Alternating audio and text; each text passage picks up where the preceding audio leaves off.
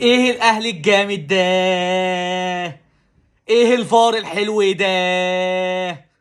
ايه اكرم الرايق ده؟ النهارده النادي الاهلي اكتر حاجه صعبه ان انت تجيب واحد من الانعاش تحطه على قيد الحياه تاني. هو النادي الاهلي النهارده عمل كده.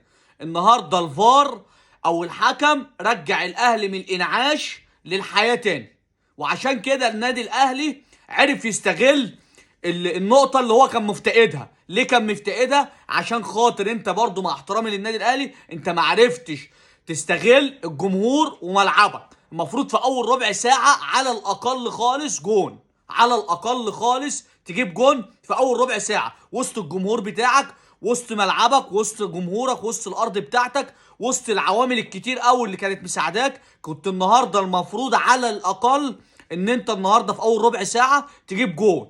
النهارده زي ما انا قلت تاني الفار والحكم عادوا الاهلي من الانعاش للحياه تاني. بناء على كده لو انت هتزود حد، اكرم توفيق الكره اللي هو شالها من على الخط دي، الكره دي فرقت مع النادي الاهلي جامد جدا جدا جدا. طب هتقول لي فرقت ليه؟ لان ادت الدافع للنادي للعيبه ان شاء الله باذن الله هم هيكسبوا والنادي الاهلي عرف يستغل بعض الاخطاء. بس انا عندي ملحوظه. انت النهارده النادي الاهلي يعني في اول ربع ساعه زي ما انا قلت المفروض كنت انت وارد ان كان ممكن الجون بتاع الفار يتحسب جون، لان الدنيا كلها ما شافتش لمسه اليد. فكنت انت المفروض لازما ما تدخلش مازيمبي في الماتش ده المفروض. بس النهارده النادي الاهلي عرف ان النهارده يتعامل مع الماتش امتى؟ بعد ما الحكم لغى الجون، عشان يبقى احنا منصفين. لكن النهارده النادي الاهلي عمل ماتش ممتاز، واللاعيبه كانت رجاله. في بعض شويه هفوات من بعض اللعيبه، بس النهارده اللعيبه كلهم كانوا رجاله وكانوا 10 على 10. والفرقه بامانه النهارده فرقه محترمه. عايز اقول برضو حاجه، ان النهارده مازيمبي فرقه كوره فيها لعيبه كوره كافراد، لا فيها لعيبه كوره جامده، وفيها لعيبه كوره بتعرف تلعب كوره وبتعرف تلعب كوره على الارض. عايز اقول كمان حاجه، ان النهارده معلومه، النهارده مصطفى شوبير سبع مباريات كلين شيت ما دخلش في جون، ودوت يتحسب مصطفى جون ممتاز وجون جاي. وانا قلت قبل كده ادي مصطفى مطوشه.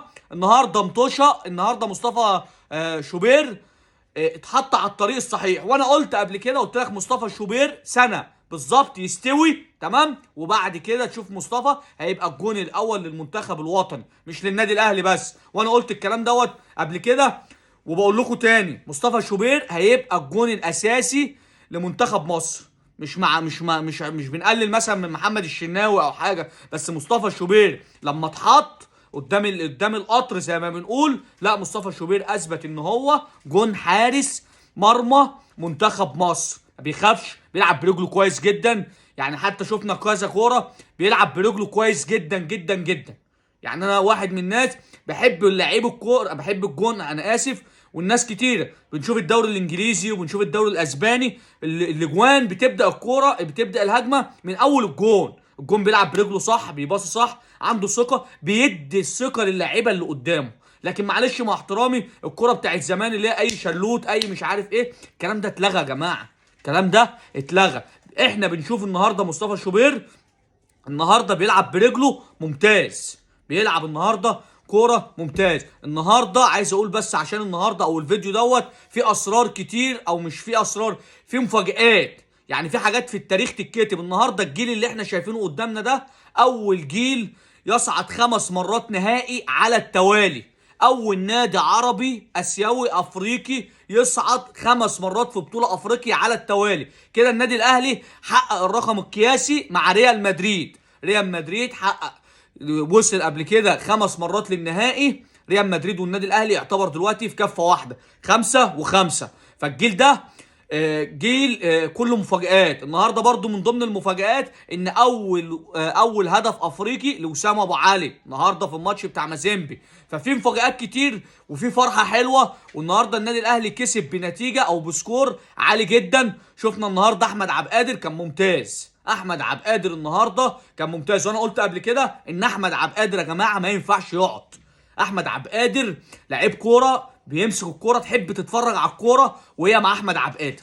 ليه؟ لان لعيب كوره لعيب كوره بتاع كوره، وانا قلت قبل كده لعيب كوره في حته تانية. النهارده اكرم توفيق لازم نديله حقه. اكرم توفيق النهارده بامانه يعني مان ذا اوف ذا ماتش النهارده، مان اوف ذا ماتش النهارده.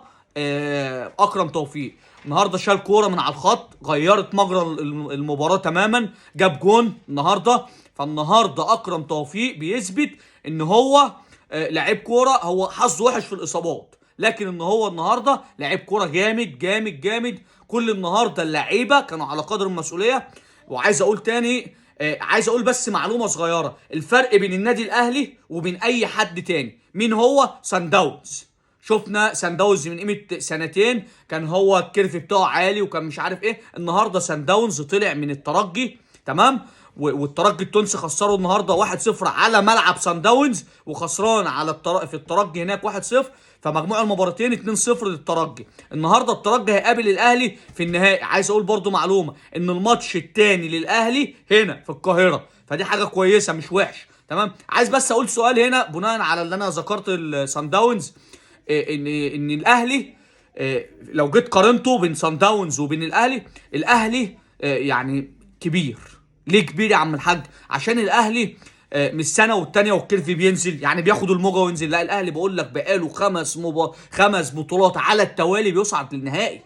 فتيجي تقارنه بين سان داونز اللي هو كان طالع في الكيرف العالي، لا النادي الاهلي. طب ده ان يدل فيدل على ايه؟ ان يدل في اداره عاليه، في روح للعيبه، في جماهير ماشيه ورا اللعيبه، وفي جماهير ورا النادي الاهلي في اي حته. ده اللي مخلي النادي الاهلي دايما كيرفه عالي وبيفرق مع اي فرقه، مش سنه واتنين وبينزل خلاص زي فرق كتيره. لا، النهارده النادي الاهلي زي ما انا قلت، ده النادي الاهلي بسم الله ما شاء الله دوت يدل في منظومه بالكامل على راسها الجمهور. عشان برضو الناس لما نيجي نتكلم في حاجه احنا برضو مش عايزين نقول اي كلام. اللي على راس المجموعه دي او على راس الكيان ده ان الجمهور. والجمهور النهارده ادى حافز. عايز اقول لك ان النهارده الجمهور بعد ما الجون اتلغى بتاع الفار، عايز اقول لك ولا اكن حاجه حصل. النهارده الجمهور كان بيشجع للنادي الاهلي اكن الجون الاهلي اللي جابه مش جه في النادي الاهلي.